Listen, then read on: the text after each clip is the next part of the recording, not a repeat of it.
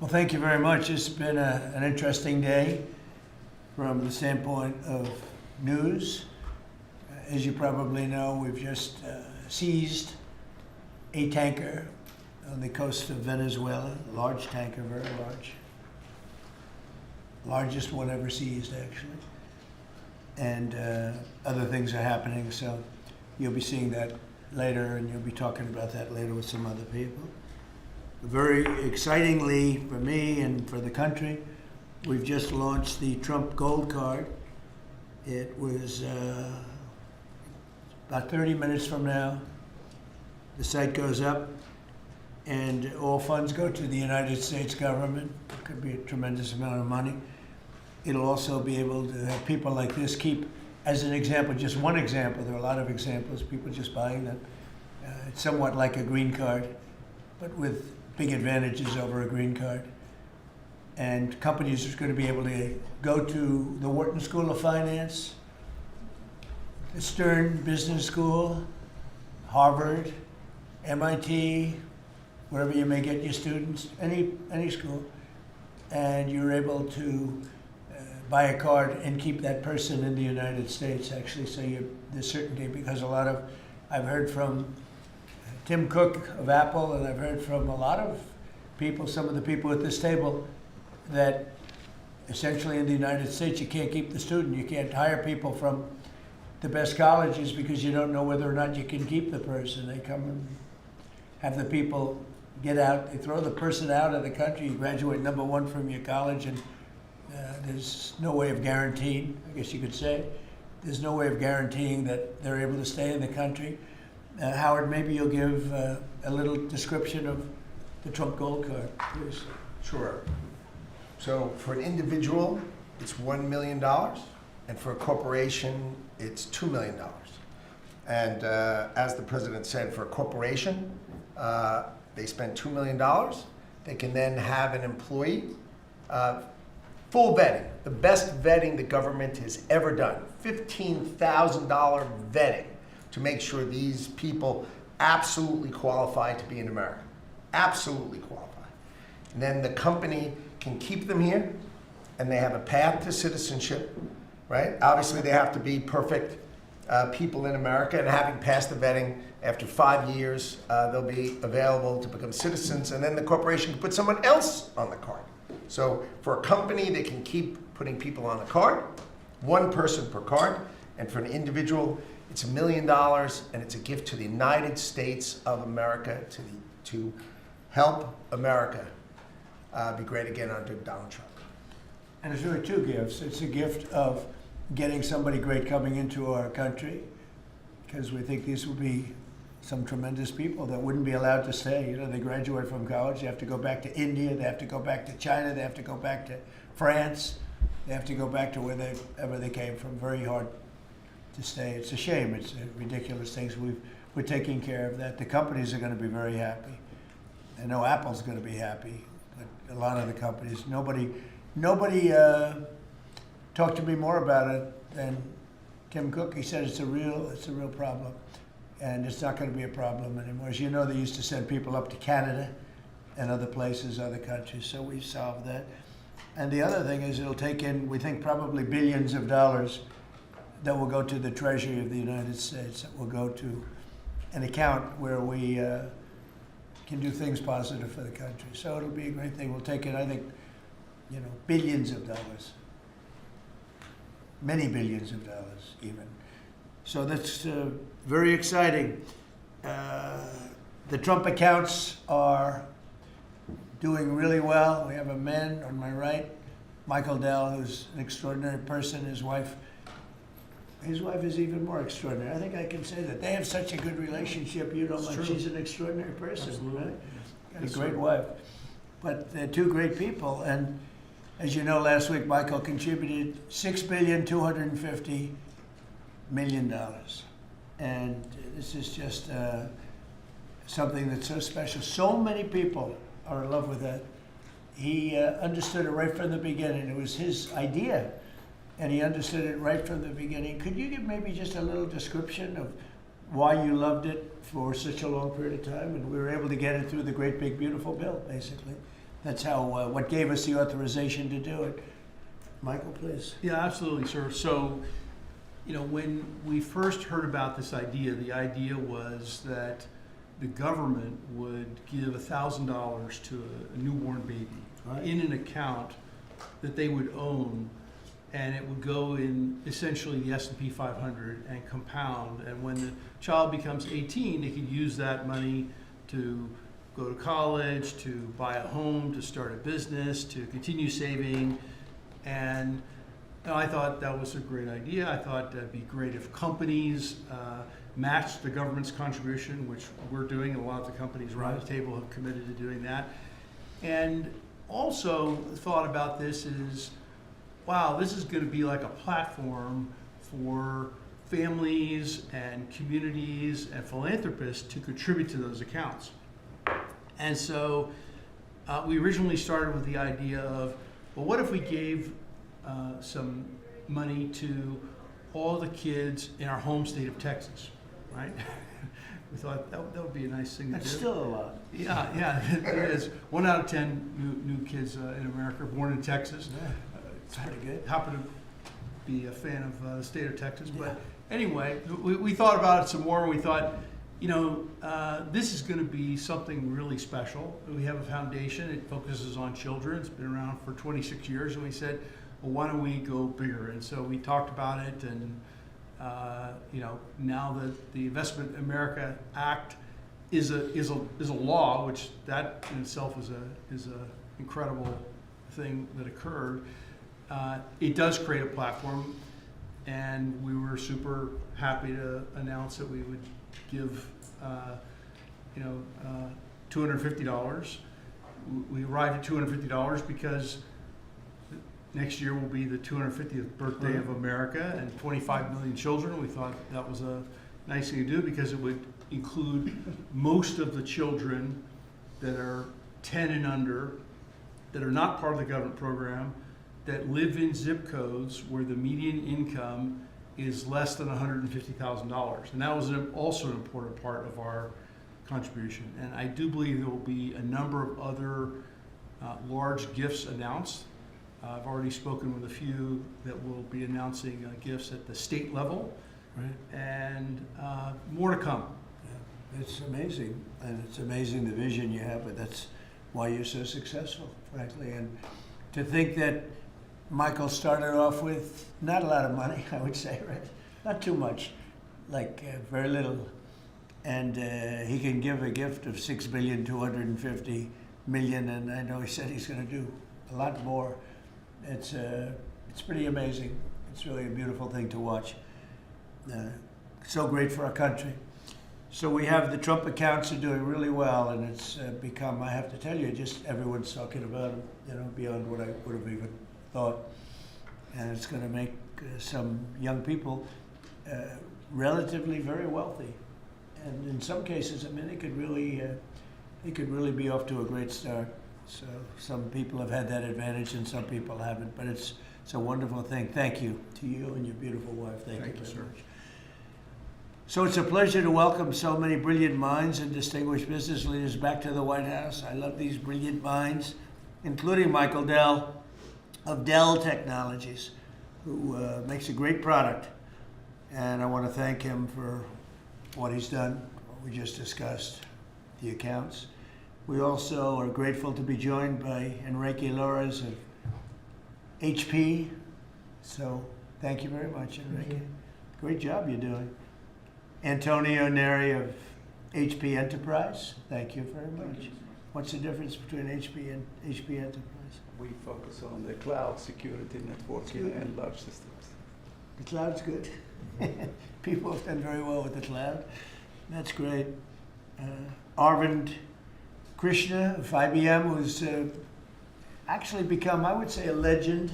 The job he's done. He's taken the stock from a rather low price to a very nice price. I won't say high because I'm sure you're going to say it's going to go up a lot more, right? So I can't say a high price. But he took IBM into a new stratosphere that nobody, I think, saw.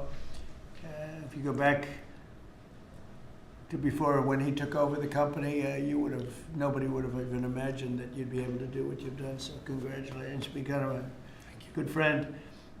Cristiano Amon of Qualcomm, and thank you very much. Congratulations on the success. Thank you.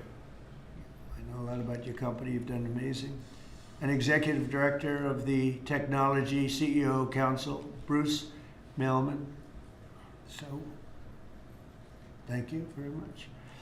I think that these people know each other. We're going to be talking a little bit about technology today, and we'll take a few of your questions about technology. I'm sure you probably won't have too many of those questions. You'll be asking about some other things, right, Bruce?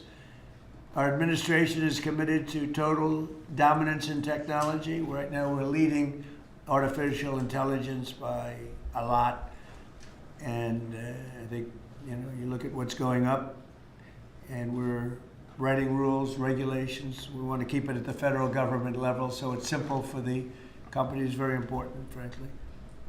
And I think we're pretty well committed. I spoke to some of the senators today, and I think we're committed to do that. We want to make it as simple as possible, as easy, because you're competing with some very big sources, and we want to stay number one by a lot.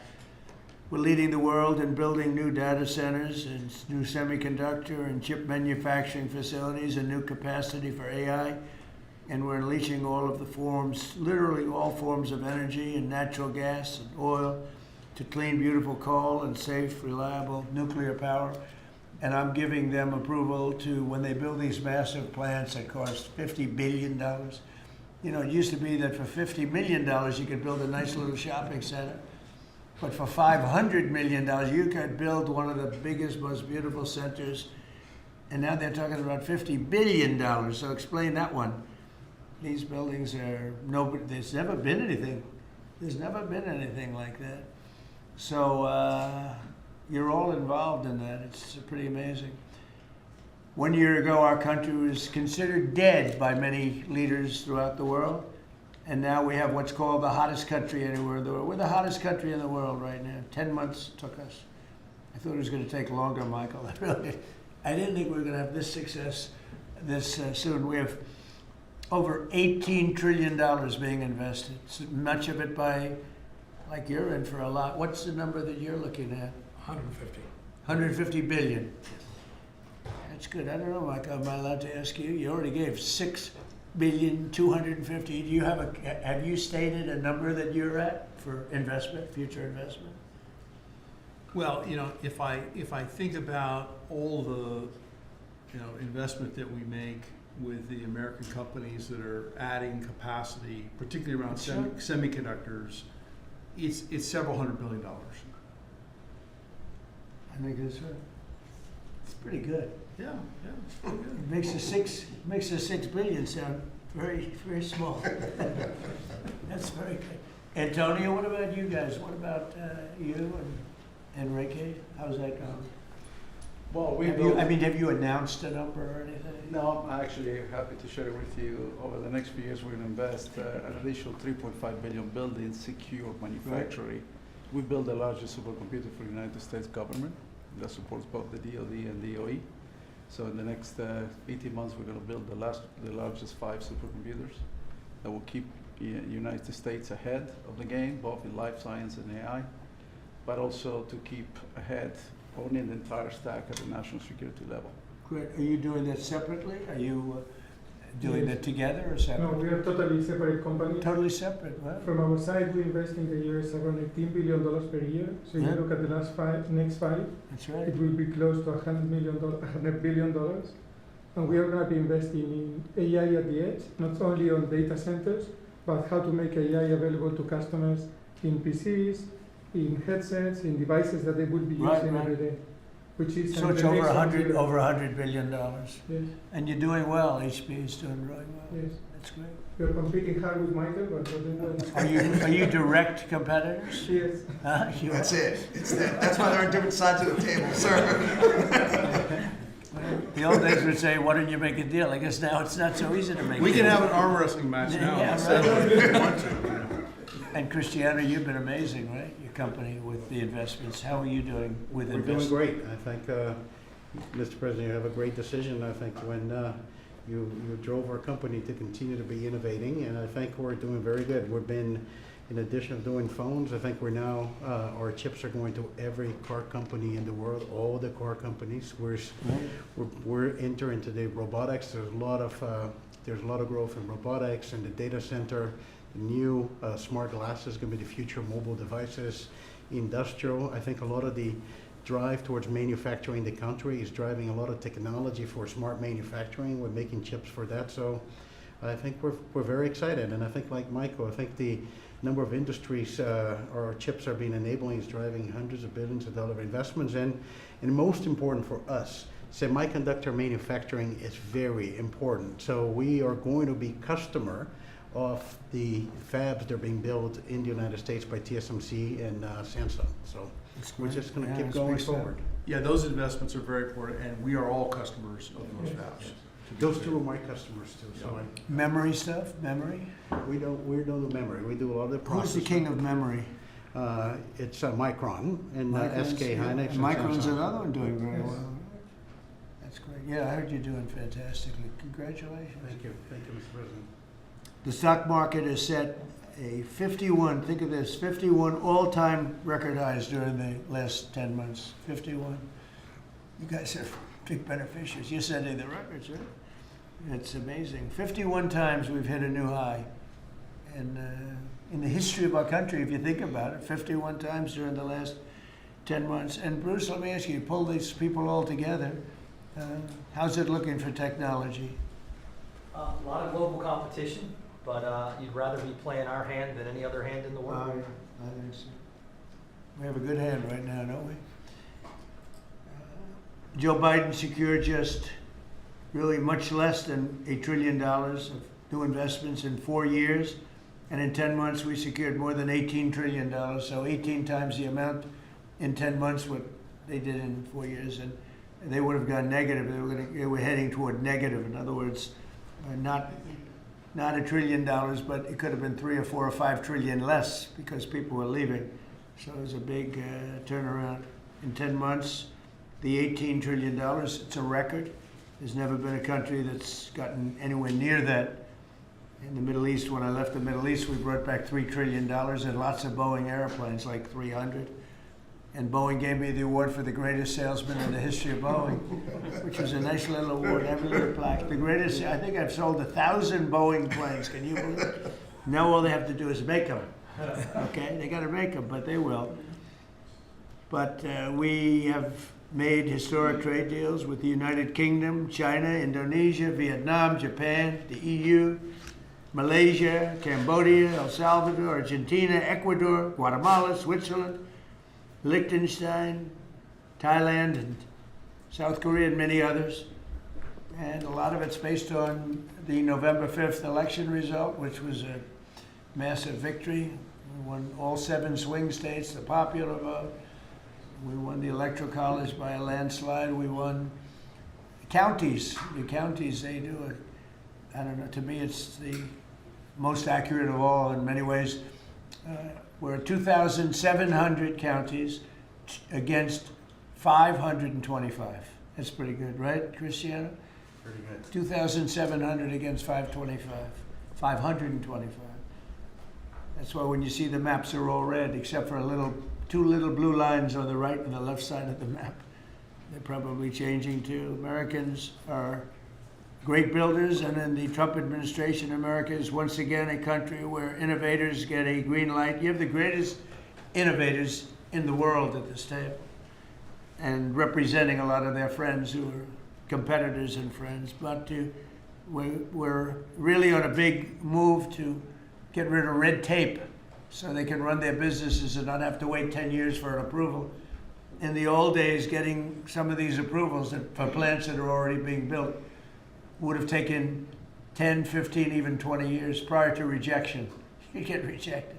You'd work 20 years and then you'd lose 5 to 4. And we're getting plants approved in a matter of weeks. The biggest plants ever built in a matter of weeks. For every new regulation, we're slashing more than 10 old regulations. So we're not allowing regulations unless they slash 10 old regulations. We did that in the first term, and we cut more regulation than any administration ever. In our first term, we have the all-time record. I think we're exceeding it here. In fact, now it's 1 in 24 is the number we're at.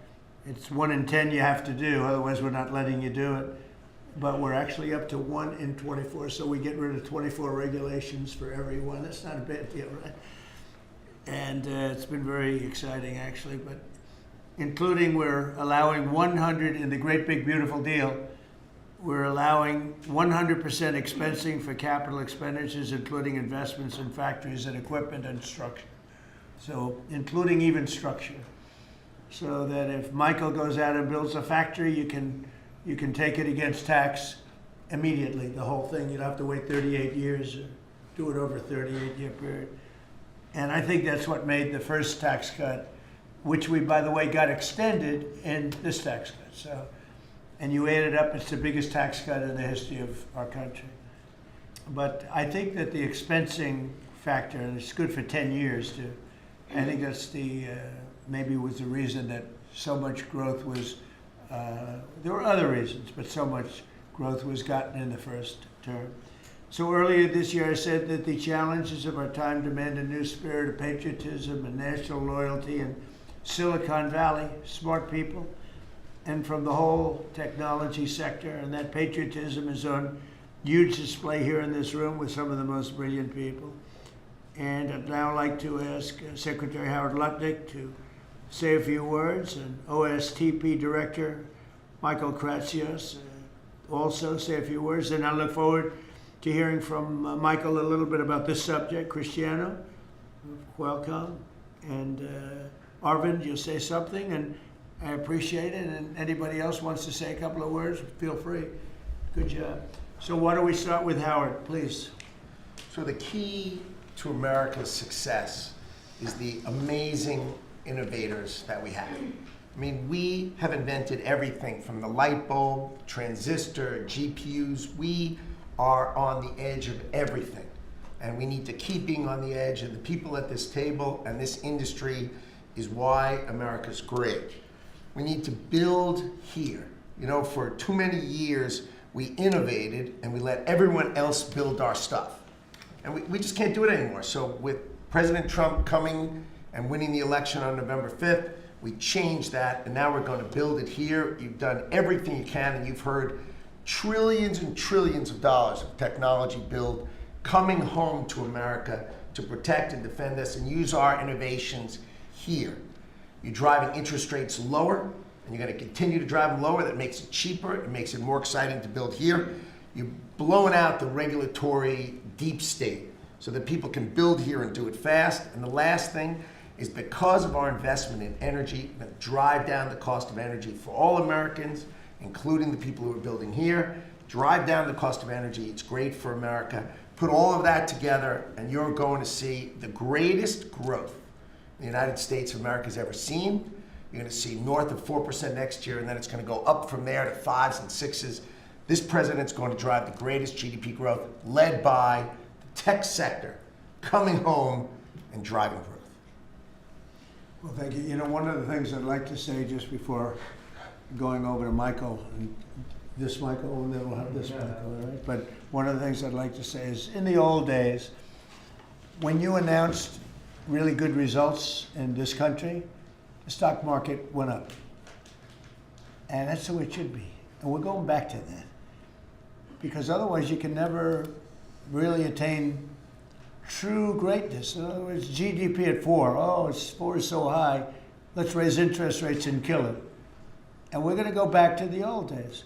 When we announce great results, it doesn't mean we're going to raise interest rates and try and kill it. It means that instead of 4% GDP or 3%, which I said so wonderful, 3%, it should be able to be 20 or 25%. I don't know why it can't be. You shouldn't kill it. And so we hope that if this country announces great results, because you're going to see great results over the next couple of years, all these plants, and I'm not just talking about AI. We have the biggest number of auto plants planned. Toyota just announced $10 billion in plants built, various couple of locations, few locations in the country, just a little while ago.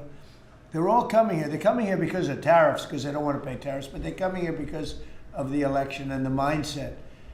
But when we announce good results, the market should go up. Now it's when you announce good results, Michael, the market goes down because they say, oh, that means things are good. That means we're going to kill it by raising interest rates. I think it's really wrong. It should be the opposite of what it is now. It should be the way it used to be. We announce good results, the market should go up, and we should keep driving it up and have it keep going up and let it be much, much bigger, much, much better. And, you know, growth doesn't mean inflation. They're always afraid that, oh, we have, and if there is inflation, that's okay, then we can slow it down. But we should be able to do a lot better than 3 and 4. We're scheduled to be at 4%, which is pretty amazing because we have a deadhead Fed hair. I mean, this guy, the head of the Federal Reserve is a stiff. And, you know, you fight that. It's amazing. We fight that, and yet interest rates are going down, except with him, not too much. He did a rather, I would say, a rather small number that could have been doubled, at least doubled. And that's the other thing. I think the rates for the United States are always the lowest in the world, because without us, there is no world. Without this economy, there's no world. You know, you could go to some of these wonderful countries that you think are so great. Well, one of the reasons they're great is because we allowed them to get rich off of us. We didn't charge them anything. You look at some of the deals, I don't want to say, use Switzerland as an example, but Switzerland paid almost nothing in terms of a tariff or a tax or whatever you want to call it, license. They paid nothing, and you know, they're paying now. They're paying a fair amount. I had them at 39%, but I decided to be nice. I was nice, and I think they like us a little bit better. But the money you're talking about is enormous. Our country is a very rich country. But if we do well, the market should go up and the value of our country should go up. And if we do poorly, the market then should go down. It shouldn't be the opposite. And if we go up, we should encourage it to go up more. And those numbers, when you say, you know, 3% of GDP or 4% of GDP, they should be much higher. So, you know, I've wanted to say it. I do say it. I believe it. And we have to get a mindset that when a country's doing well, you don't want to kill the growth. That's what they're doing. They kill the growth. I don't know if you guys even agree with that. They kill the growth because they're so afraid of inflation. But you can have tremendous growth without inflation. Everything goes up with the growth. But that's not inflation. So I think we can do much better than traditional numbers. And you see that. You see that with what we're doing. We're leading in everything. And now, and remember this, as far as prices are concerned, and they talk about affordability, I inherited the worst inflation in the history of our country. They say it was 48 years, but I say it was the history. What difference? It's 48 years, they were telling me. And they said I was being inaccurate because I said the history. I think 48 years is a long time, but it's actually, I disagree. I think it's the history. So in the Biden administration, I inherited the worst inflation in the history of our country, or 48 years. And prices were very, very high. I brought the prices down. We had yesterday 3 states where oil was at $1.99 a gallon. How about that? And you know, with these guys, it was $4, $4.50. In California, it was like $7 because it's a badly run state. But the price for oil and gas and everything else, the price of gasoline was $4.50, $5. And we just hit $1, and we broke $2. I was looking forward to that. Couple of states, 3 states. And I will say that when that happens, oil and gas and energy is so big, it's so big a category, you don't even know what number 2 is. There is no number 2.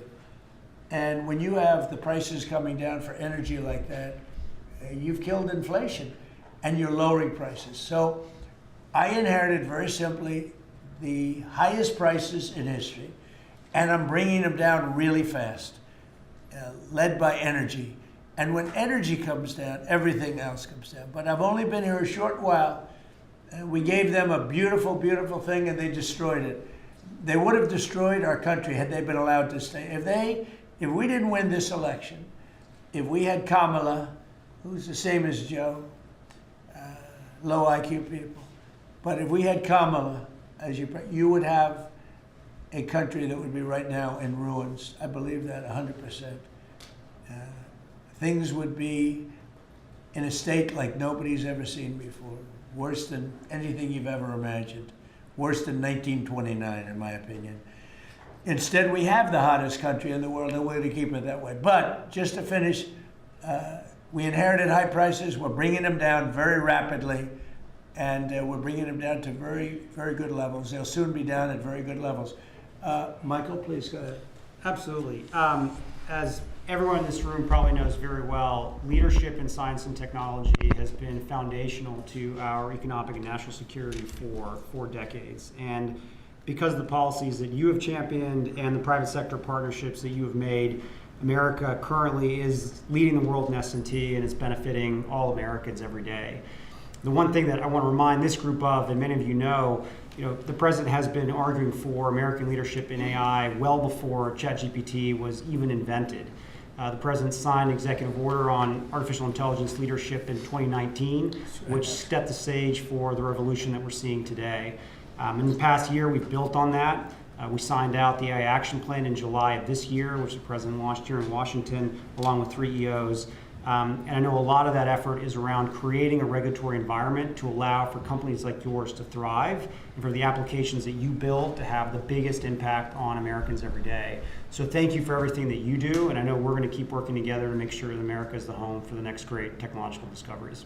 All right, thank you, Michael. And Michael? Thank you, sir. Well, look, we greatly appreciate the focus the administration has on lowering energy costs. And energy is the substrate of manufacturing at the industrial level, and really an incredibly important input to the economy. We can't be competitive without a super low cost energy industry. And had a great meeting earlier today with Secretary Wright, and really appreciate all the work that he's been doing.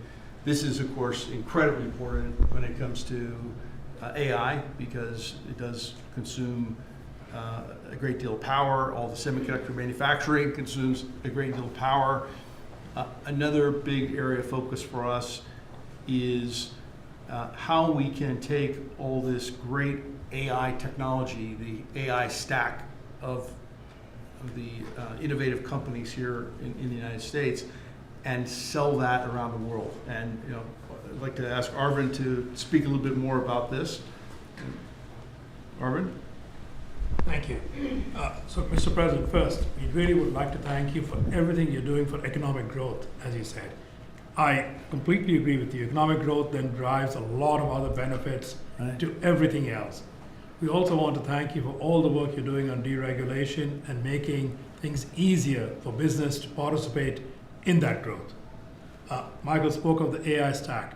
It's incredibly important that under the action plans that you have laid out and Michael Kratzer just spoke of, we really help promote the AI stack, which is not semiconductors only. Those are incredibly important, but it's semiconductors, it's software, it's the systems which many of us here build, and it is the software applications on top. The ability to take those to all our friends in countries, so all the friendly countries, is going to be very, very important. And we wish to work with your government to make sure that we can do that, because otherwise we're afraid that competing countries are going to be able to get that stack. So we would say that. Anything that you're looking at that we can help you with so that you create a bigger and better IBM and hire a lot more people? Anything you need?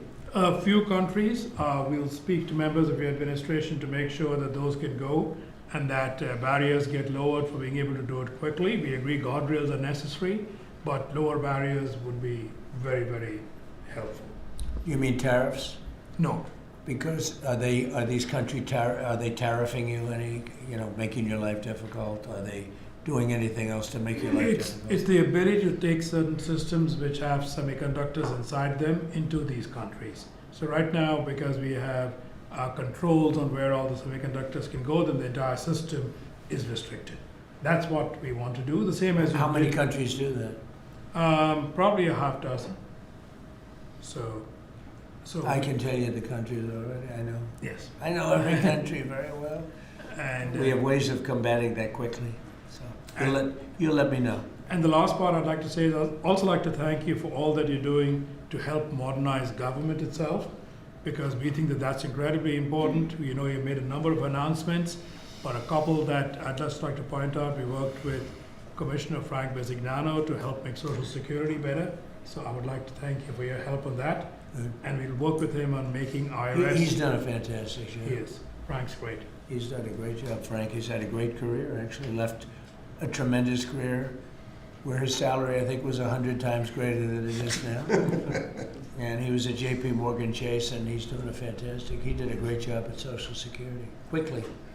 And we hope to help him replicate that now at the IRS also. Very good. Thank you very much. Good job. Cristiano, please. Yes, just a few points. I think, first of all, Mr. President, thank you for your vision. Thank you for understanding the importance of the American private sector in industry, I think, in the growth of the economy. I want to just build on some of the things that were said by my colleagues. I think we have built probably one of the most advanced technologies in the world, and part of it is because I think the commitment to innovation that we have in the country, but also the fact that it has been American technology for the world. So I think we have an incredible opportunity. When I think about what Michael said about exporting AI, I had a conversation with Secretary Howard. Now that the trade deal's been made, is an opportunity to really build on those trade deals and export, I think, American technology. And also, as we think about the technology, it's an important vector to drive the reindustrialization, I think, of the country with technology. So we're incredibly excited about that. I think it's a big opportunity. I think it's the next wave of growth that we can build on those trade agreements. And I think it resonates what also Arvind said about the importance of the American technology stack.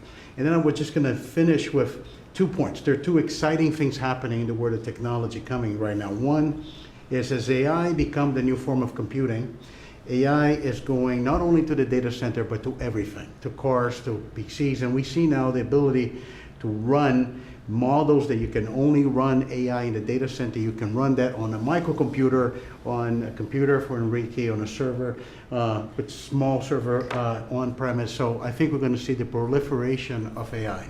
The other one is 6G. We had made commitment working with your administration, working with FCC. We're going to accelerate 6G. We're working to launch first in the world in the LA Olympics. And I think that's another opportunity for America to lead in the next wireless evolution. So thank you. Thank you for the opportunity. Thank you for the partnership. And we're going to be hard at work, I think, driving that agenda. So we're into 6G now.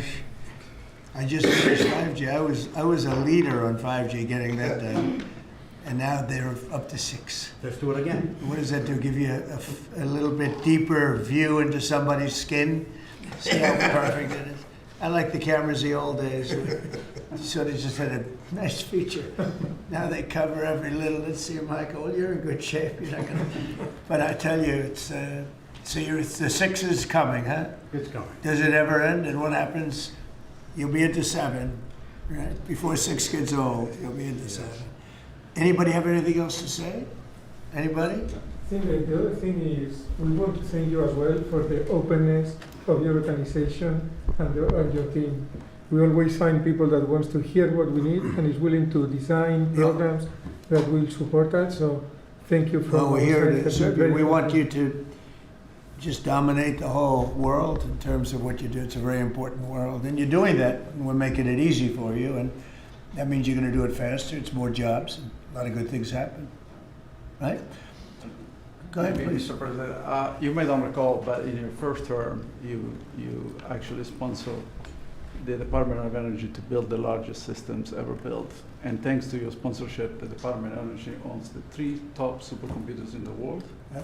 And we build them with them. And these are systems that can do quintillion operations per second. And that means we can solve I a lot remember. of, We made that possible. a lot of It's worked out very well. Good. solve problems. So now we're gonna build the next generation again. Good. Sounds good to me. Any questions, please? Mr. President, thank you. Can you explain a little more about this Venezuelan oil tanker and share a little more information? Well, I'll let the people do it, but you see the result, and I guess they probably have released the pictures by now or pretty soon. You'll discuss that with the appropriate people later on, but no, it was seized for a very good reason. Mr. President, how is that Cuba? Sir, there's a new proposal from DHS that would see tourists from a lot of countries have to hand over 5 years of social media history to get a tourist visa. Are you concerned at all that if that's implemented, there would be a decline in tourism next year? And what sort of material do you think is... We're doing so well. We just want people to come over here and safe.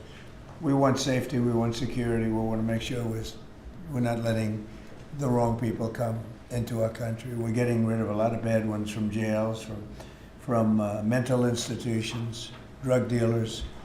And we're getting a lot of bad people, murderers. 11,888 murderers, half of them, almost exactly half of them, committed more than one murder.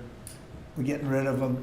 In some cases, we don't even want to get them out. We put them in jail because we're afraid they're going to come back into our country. We're not going to let them back in. So we've taken a very tough stand. And you see where we've been, like Washington, D.C. now, people walk down the streets, they go into restaurants at night. It's beautiful. It's like this beautiful thing to see because till I got here, this was a very, very bad place. We had a terrible thing happen 2 weeks ago with terrorism with regard to 2 National Guards people that are so phenomenal. One is no longer with us, and one, amazingly, we weren't looking with great hope on that, that Andrew. And today he got out of bed, actually, stood up, didn't say anything. It's a little early, but the chances of Andrew, other than his mother, who said, nope, he's going to be okay. His mother was the most positive person. And could be that she'll be right. It's pretty amazing. Made progress. It was, both of them were so badly hurt, we never thought that one could survive. So it looks like Andrew's doing pretty well. Mr. President, The winner of the Nobel Prize dedicated the prize to you, the Nobel Peace Prize, and she left Venezuela at a great risk to make it to the ceremony. There is a risk she could be arrested, actually. What would happen if she's arrested? What message do you send, or would you send to Nicolas Maduro? Well, arrested by who? The Nobel Prize Committee? That's probably the ones that would arrest. I don't know anything about it. She was very gracious. She said I should have gotten the Nobel Prize, and I don't, I'm doing this to save lives. I'm not doing it for any other reason.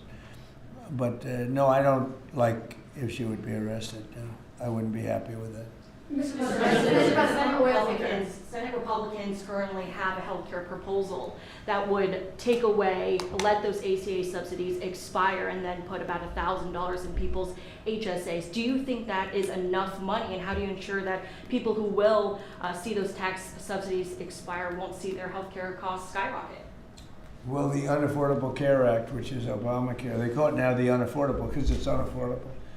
It used to be called the affordable, but it was never affordable. It was always bad. It was basically designed for the benefit of insurance companies.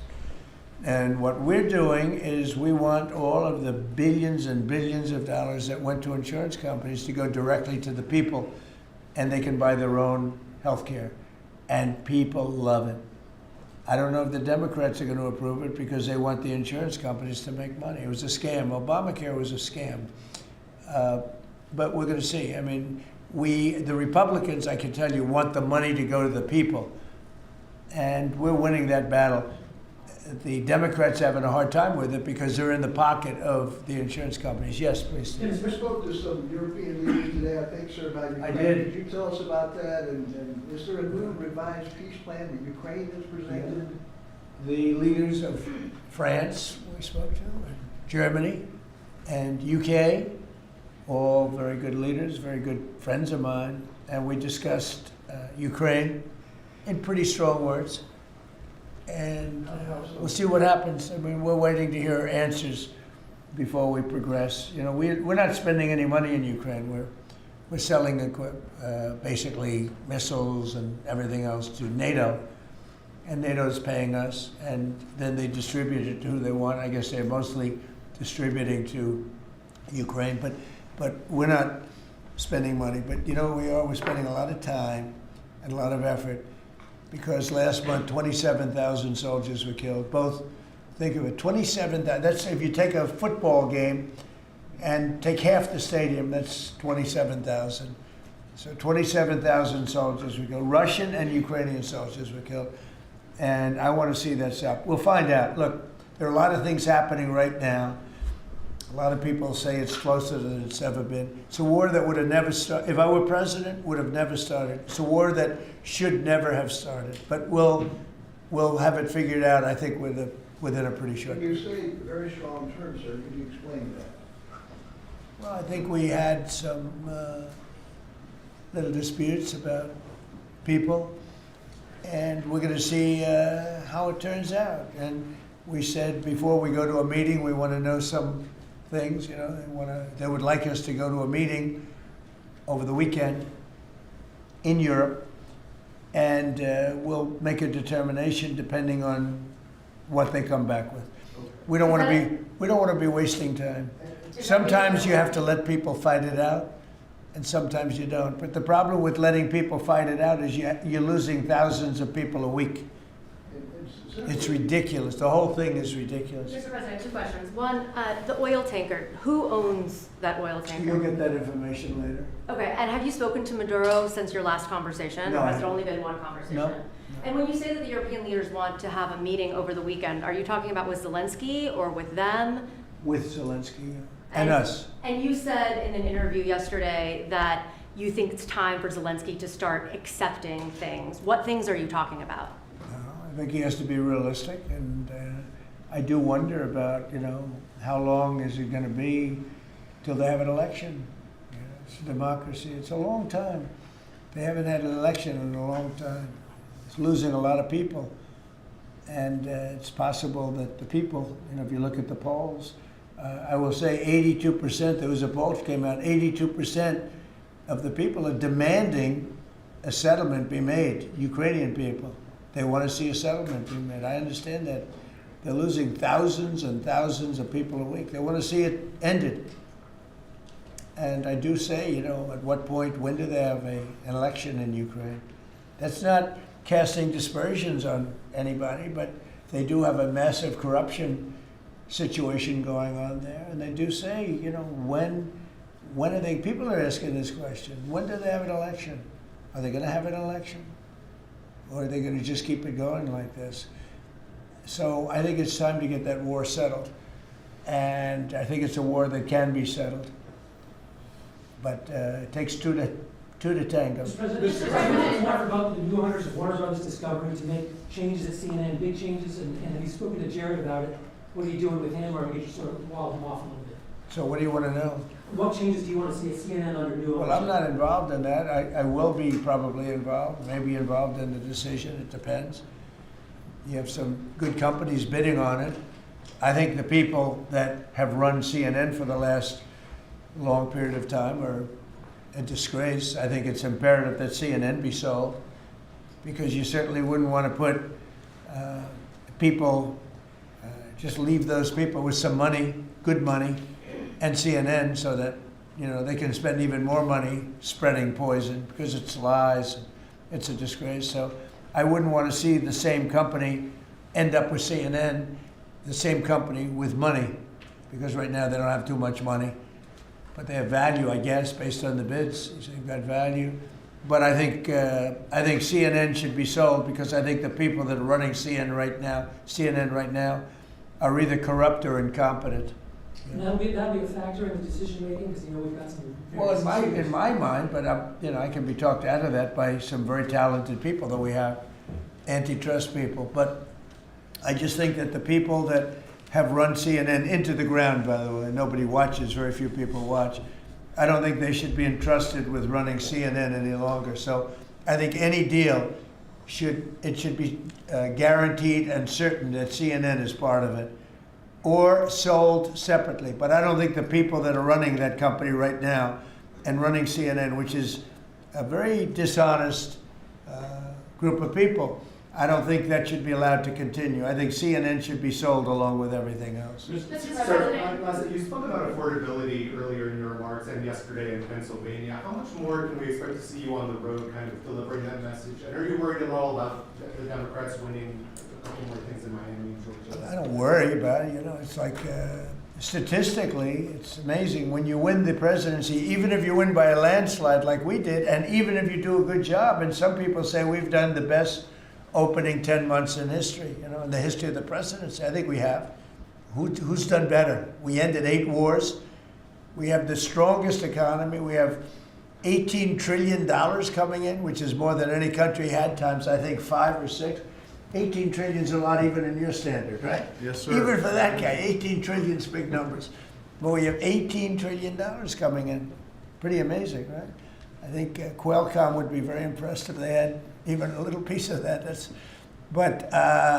So we've done a great job. But for whatever reason, and nobody's been able to give me an answer, when you win the presidency, you seem to lose the midterms. Even if you win the presidency by a lot and you do a great job as president.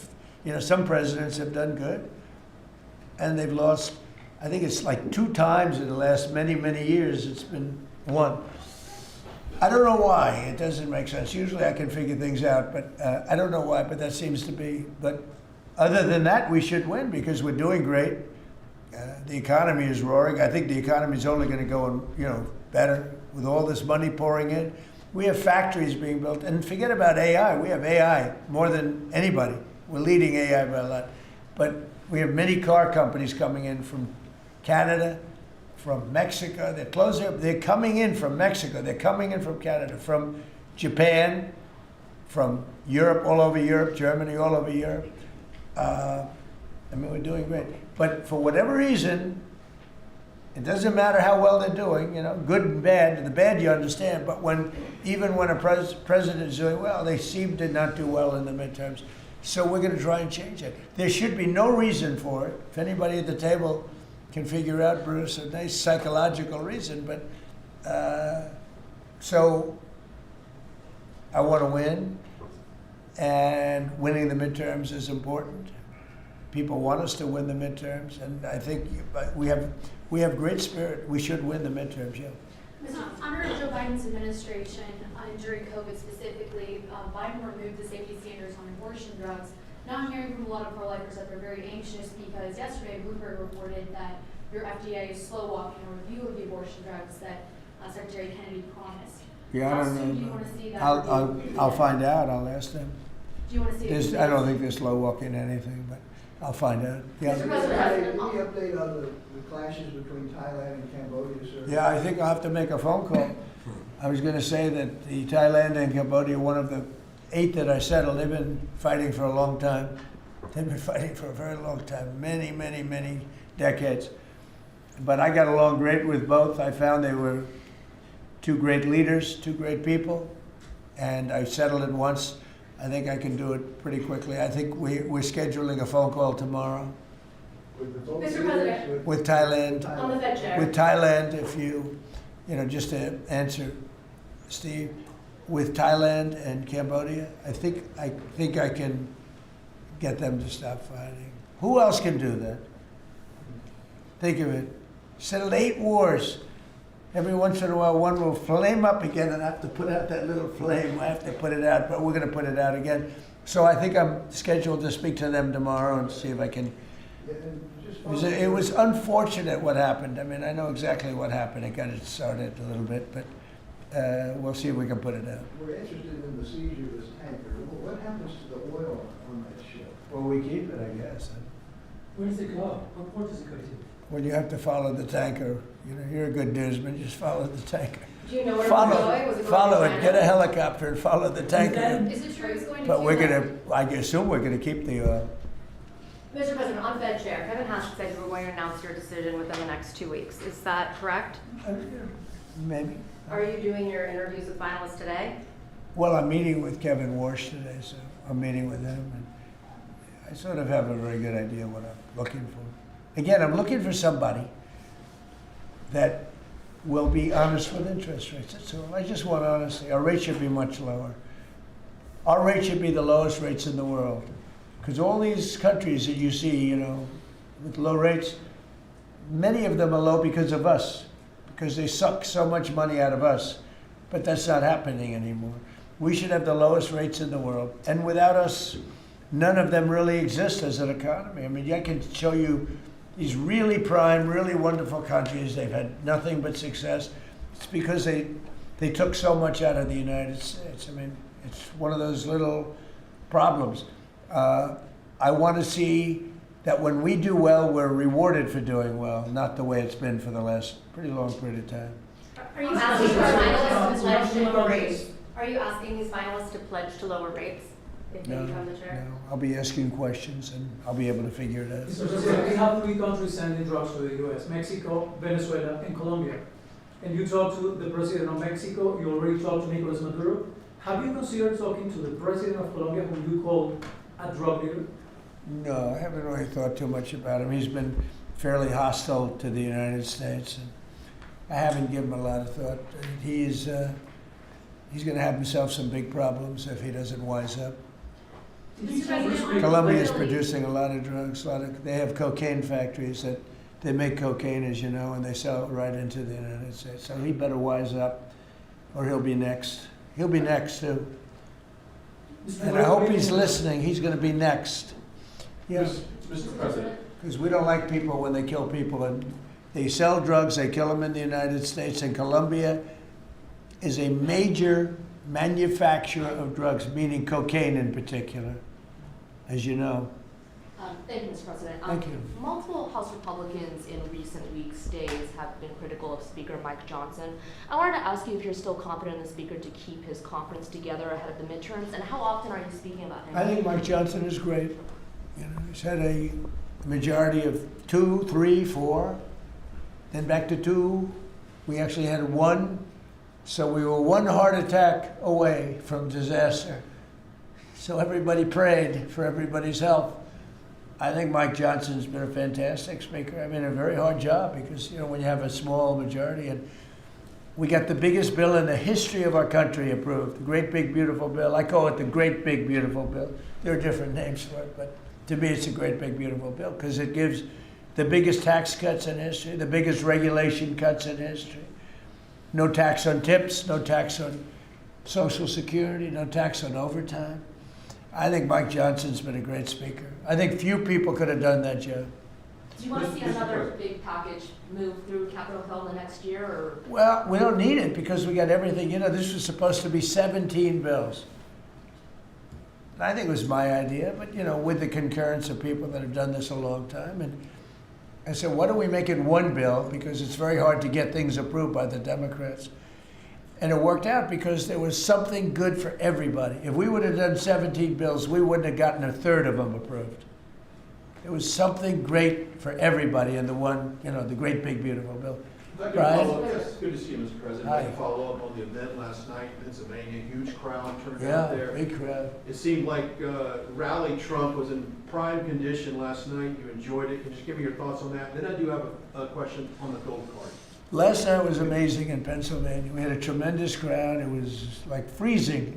And the people, the thousands of people on the sidewalk trying to get in on the streets. It was an amazing evening, actually, and I think people really enjoyed it. I enjoyed it. You could tell that. I can tell that you enjoyed it. I enjoyed it. I really did. Well, you know, it's easy to enjoy when you do a good job and, you know, when you can talk about things in a very positive way. It's hard not to say. We have potentially the greatest economic boom in the history of the world. It's being built right now.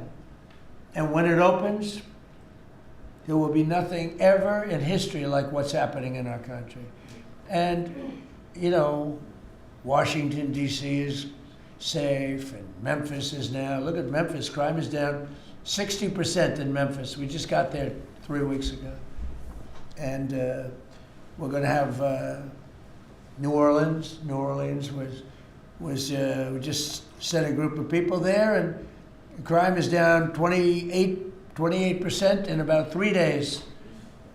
No, we do a good job. You know, And these are central casting people. These people they're very tough people if they have to be. They're very good, they're great patriots, but they are the toughest, and they don't take any nonsense. And every place we go, we knock down crime. Too bad that we're not invited more into Chicago, because we could save Chicago very quickly. But even that, we're doing it on a minimal basis until, at some point we'll just go in and do what we have to do if the governor doesn't wise up. They got a bad governor, they have a bad mayor. I would say they're both incompetent, but it's hard to believe that people don't want to stop crime. We could stop the crime in Chicago in about 2 weeks. Go ahead. My question is on the gold card. I apologize if I missed the answer to this. Is there a limit to how many gold cards these companies can buy? Howard? So the program is part of the already approved visas. So we're just going to have great people come into this country. The average green card holder earned less than the average American. So they were more likely to be on the dole and be on our assistance programs than average Americans. And the idea is from President Trump, he wants to raise it, bring in the best people into America. So same visas, but now just full of the best people. Basically, it's a green card, but much better, much more powerful, a much stronger path. And a path is a big deal. Have to be great people, but much stronger path. And it also, in addition to that, helps companies, because not only for companies, but if IBM gets somebody #1 in his class at the Wharton School of Finance, and you're dying to get the person, but you can't guarantee the person stays in the country, because oftentimes they'll say, I'm sorry, sir, you got to get out of here, you have 24 hours, right? And you say, where's my employee? Now IBM can buy a card, and that employee can be there for essentially a very long period of time. Mr. President, could you tell Bruce? It's so needed for the companies. It's needed for others, but really it's basically a much better form of a green card. And you can't get green cards. They are impossible to get. This is much better than a green card. Yeah. Yes, so did you tell Bruce Blakeman not to run for governor, or that she should think about not running for governor? I haven't spoken to, first of all, he's a friend, she's a friend. These are two great people running. In a way, I hate to see them running against each other. I hope they're not going to be damaging each other. But Elisa's fantastic, and Bruce is, they're two fantastic people. And I always hate it when two very good friends of mine are running. And I hope there's not a lot of damage done. Sometimes it works the other way. The victor ends up being much stronger because of it. A lot of times that happens in politics. You think you'll step in a couple of months to actually see who performs? Well, I think in New York we have a convention toward the end of February, and I think you'll know pretty much at the end of February what's going to happen. And I'll probably have to, do what I want to do. But I hope that he's running now, as you know, and she's running. We have two very talented people. Either one should win against the Democrats. Mr. President, the legacy story lately focuses on one of your cabinet members predicting that you're going to fire this one or you're going to get rid of that one. Of all your cabinet members, who would you perceive as the most under attack? Well, I think my cabinet's fantastic. I read these same stories that I'm unhappy with this one or that one, and I'm not. I think the cabinet's done a great job. I read a story that I was unhappy with Pete because he was attacking drug dealers. I said, that's not exactly right. I would say very much the opposite. Pete Hegseth has been phenomenal. I read a story recently, I'm unhappy with Christie. I'm so happy with her. I mean, we have a closed border. We have a border that's the best border in the history of our country. Why would I be unhappy? She's fantastic, actually. No, we have a fantastic cabinet. Really fantastic cabinet. I mean, Lutnick I'll have to think about. No, Can't have everything. Can't have everything. He's doing great. Well, Howard's done really well, and Scott's done really well. We have just a fantastic cabinet. I'll tell you who's doing a great job is Linda McMahon. We're bringing education back to the states where it belongs. Education is going, we can't do any worse than we're doing right now. Let the states run it. If you go back to some of our states that are run so well, so good. I would say 40 of them. And then you'll have trouble with 5, and you'll have bigger trouble with another 5. But you have 35 or 40 states that will run education as good as Norway or Denmark, Sweden. We have some, the heads of the list are Denmark, Norway, Sweden, a few others. I think if you go to Iowa and you go to Indiana and you go to, I can name a lot of states, I think it would be almost the equivalent or maybe better.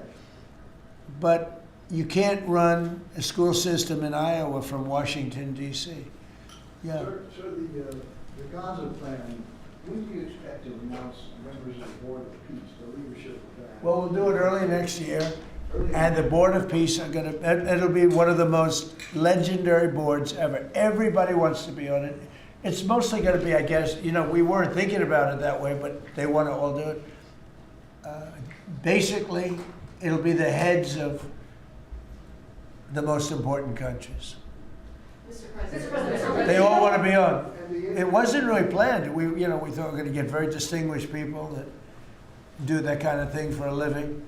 But really, it looks like it's turning out to be, they want to be on the heads, the kings and the presidents, prime ministers, they all want to be on the Board of Peace. Mr. President, on the follow-up to last night's rally, can you clarify, you have called the affordability crisis as a Democratic hoax, but you also want to make America affordable again? No, the word that they use is a hoax, and because they're the ones that caused the problem. I'm talking about when you're trying to say it a different way. Now, it's pretty simple, though, if you listen.